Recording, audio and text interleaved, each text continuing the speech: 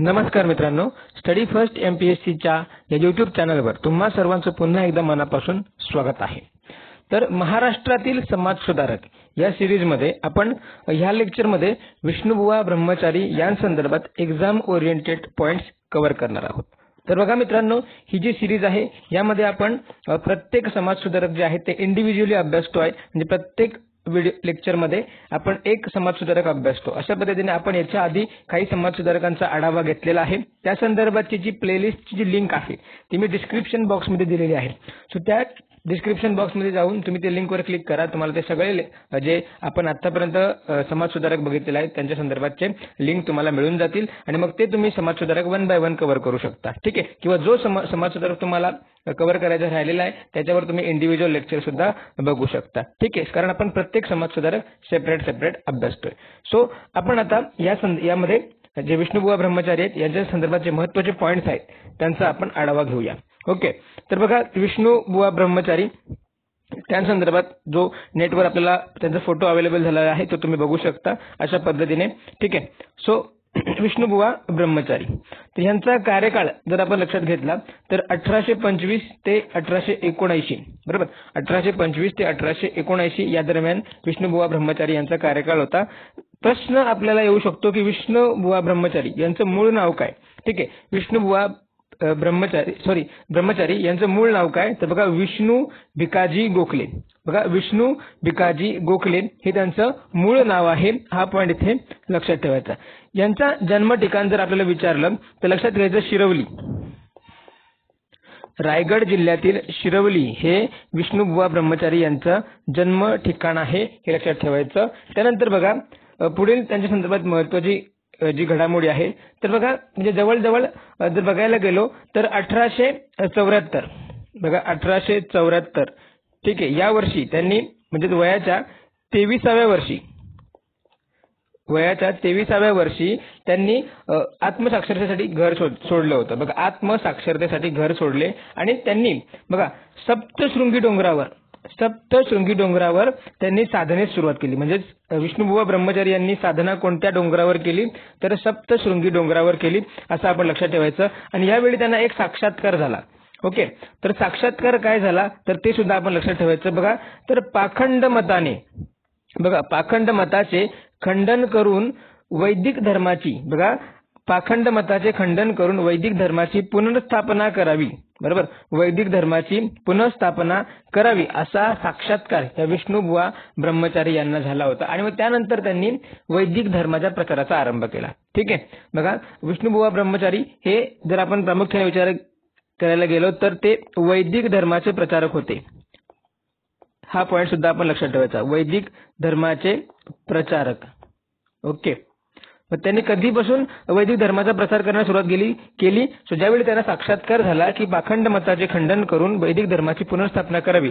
हा साक्षात्कार झाल्यानंतर त्यांनी मग त्याची सुरुवात केली आणि मग महाराष्ट्र आणि महाराष्ट्राबाहेरही त्यांनी वैदिक धर्मासंदर्भात भाषणे आणि प्रवचने देण्यास सुरुवात केली। ठीक आहे, सो विष्णुबुवा ब्रह्मचारी संदर्भात एक महत्त्वाचा पॉइंट आपल्याला लक्षात घ्यायचा आहे। ठीक आहे, सो म्हणजे विष्णुबुवा ब्रह्मचारींच्याच काळामध्ये जे ख्रिस्ती धर्म प्रसारक होते बरोबर, त्यांनी वैदिक धर्मावर आक्षेप घेतला होता।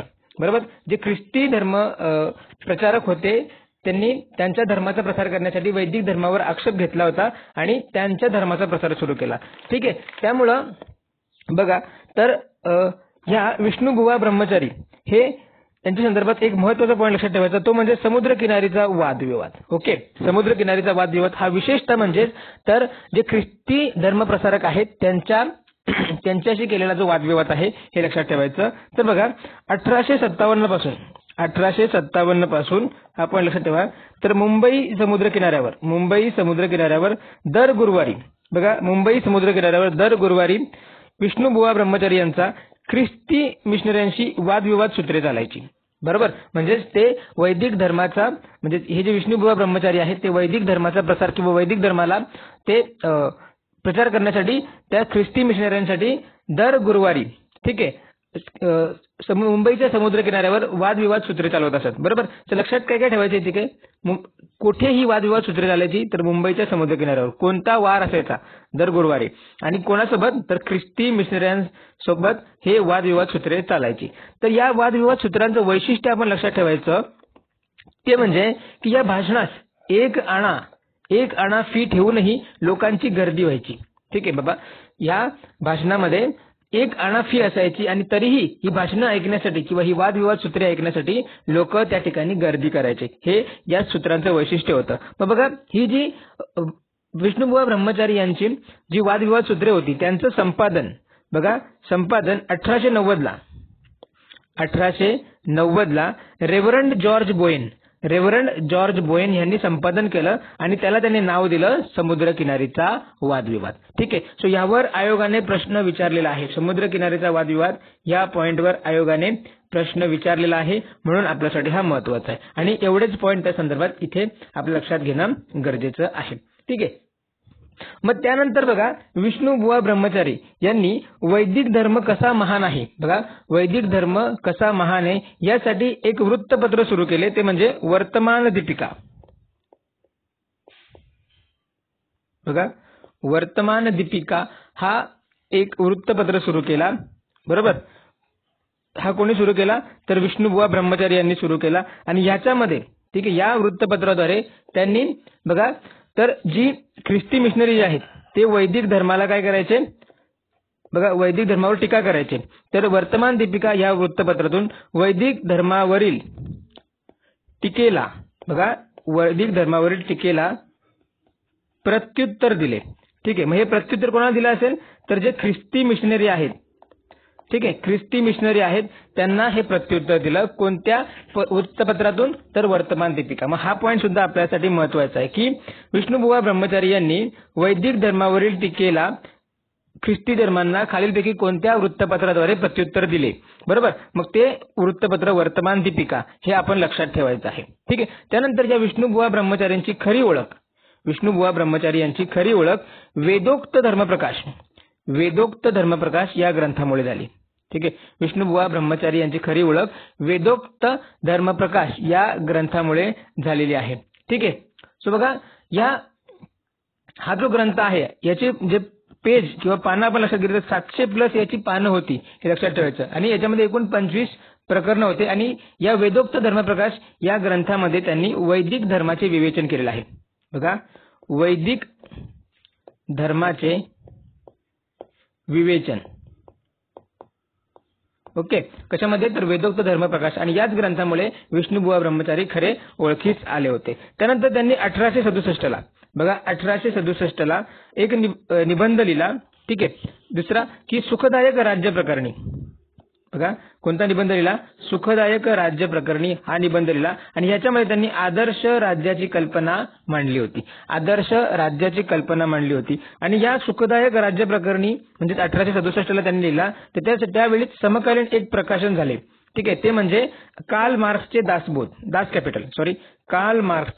दास कॅपिटल त्या काळी प्रकाशित झाले होते आणि म्हणून याच दास कॅपिटलचा आधार घेऊन आणि त्यांनी जो सुखदायक राज्य प्रकरणी हा निबंध लिहिला होता विष्णुबुवा ब्रह्मचारींनी, त्या संदर्भात मग माडखोलकरांनी विष्णुबुवा संदर्भात एक उद्गार काढले. ते म्हणजे माडखोलकरांनी विष्णुबुवा यांना कम्युनिझमचा पहिला प्रतिपादक अशी उपमा दिली.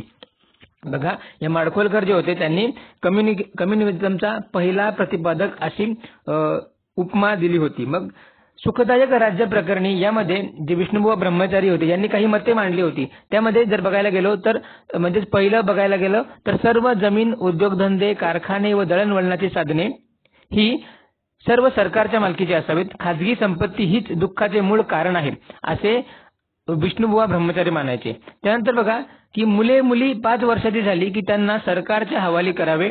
राजा अर्थात सरकारने त्यांना विद्या व कामधंदे देण्यास व्यवस्था करावी. सो असे काही विचार जे होते हे कार्ल मार्क्सच्या दास कॅपिटलशी मिळते जुळते होते, म्हणून माडखोलकरांनी त्यांना कम्युनिझमचा पहिला प्रतिपादक असं उपमा दिली होती. ठीक आहे. त्याच प्रकारे या विष्णुबुवा ब्रह्मचाऱ्यांचं दुसरं एक मत होतं की म्हणजे जे बघा की विदुराने विद्वेषित लग्न केले पाहिजे. त्यावेळी जो विदुर असायचा तो त्याने विद्वेषित लग्न केले पाहिजे असं त्यांचं एक मत होतं. हा सुद्धा लक्षात ठेवायचा. त्यानंतर विष्णुबुवा ब्रह्मचार्य संदर्भात त्यांची ग्रंथ संपदा आपण लक्षात घेऊ. तर याच्या आधी म्हणजेच आपण बघितलं होतं की वेदोक्त धर्मप्रकाश हे त्यांनी लिहिलं. त्यानंतर सुखदायक राज्य प्रकरणी निबंध हे त्यांचेच ग्रंथ आहेत. त्यानंतर बघा भावार्थ सिंधू हे सर्व आपल्याला पाठ करायचे आहेत. भावार्थ सिंधू, त्यानंतर सहज स्थितीचा निबंध, त्यानंतर बोधसागर रहस्य आणि सेतुबंधानी टीका इत्यादी हे ग्रंथ आहेत. हे सर्व विष्णुबुवा ब्रह्मचारी संदर्भात आपण लक्षात ठेवायचे आहेत. ओके. सो या लेक्चरमध्ये आपण इतके जे आहेत विष्णुबुवा ब्रह्मचारी संदर्भात सगळे पॉईंट्स कव्हर केले एक्झाम ओरिएंटेड. ठीक आहे. सो एक्झामच्या दृष्टीने आपल्याला एवढे पॉईंट्स पूर्णपणे पाठ असणं गरजेचं आहे. येणाऱ्या राज्यसेवा पूर्व परीक्षेला सुद्धा आणि येणाऱ्या कंबाईनची गट ब आणि गट क च्या पूर्व परीक्षेला सुद्धा हा जो लेक्चर आहे विष्णुबुवा ब्रह्मचारी संदर्भात आपल्याला उपयुक्त आहे. सो शेवटपर्यंत हा लेक्चर म्हणजे पूर्ण बघून ह्याचे पूर्ण पॉईंट्स आपण आपल्या नोट्समध्ये नक्कीच संग्रहित ठेवायचे आहेत. सो आय होप की या लेक्चरमधून तुम्हाला विष्णुबुवा ब्रह्मचारी संदर्भात जी एक्झाम ओरिएंटेड माहिती मिळाली असणार आहे. सो व्हिडिओचा कंटेंट आवडला तर नक्कीच आपल्या व्हिडिओला लाईक करा. त्याचप्रकारे तुमचे जे व्हॅल्युएबल कमेंट्स सुद्धा नक्की मला करत जा. आपल्या लेक्चर संदर्भात, आपल्या लेक्चर सिरीज संदर्भात जे पण तुमचे फीडबॅक्स असणार आहेत ते तुम्ही कमेंट्सद्वारे कळवा.